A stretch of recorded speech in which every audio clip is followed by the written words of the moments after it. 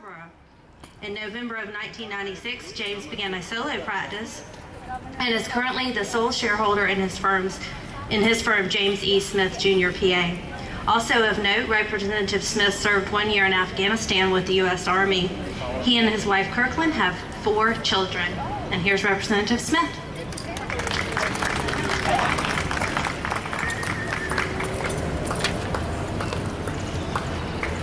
Good morning. Good to be with you today. It is such an honor and a privilege to join you on this very beautiful special day in Columbia before your State House. The work you are doing today, your presence here today, means more than my feeble words can express. Coming here to address your government, to let the people that are here to serve you know what's important to you is absolutely fundamental to who we are as South Carolinians and to who we are as Americans. I want to give you something that I think is important. It's not enough for you to know who your House and Senate member are. I'll say that again. It's not enough for you to know who those individuals are. We should all know who they are. It's more important that they know who you are. That they need to know who you are, what you care about, and what you stand for. Each one of you is a living testament to what citizens who are living with disabilities every day can do. I was instructed by somebody very dear to me, my nephew, Wallace. Wallace Stuckey was born with a disability, can't see. But every day, Wallace stands for everything that he can do.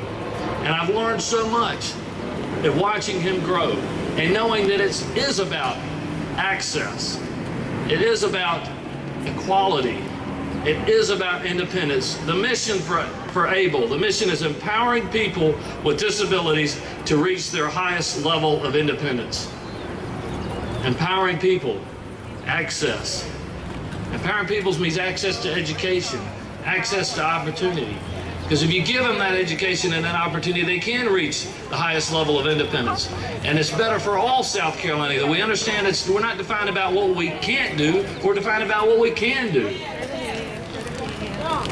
So Wallace has taught me that very important lesson, and I see it every day. I see it as he's learned Braille. I know that he can do whatever he'd like to do. I watched my dear friend Parnell Diggs, who's going to be speaking a little bit later.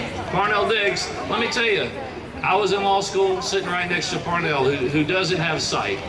But he's as good as any lawyer I've ever met in South Carolina, and he can do that because of his abilities, the abilities he has, his intellect. So this organization and your participation in it, your presence here, helps to educate the members of the House and Senate about what's most important. I've been inspired by so many of you and working with Kimberly and meeting with her. You're benefited and blessed by some great leadership in this organization. But it's the work you do. It's not any words that I carry in the House of Representatives or my colleagues in the Senate. It's not what we say that makes a difference.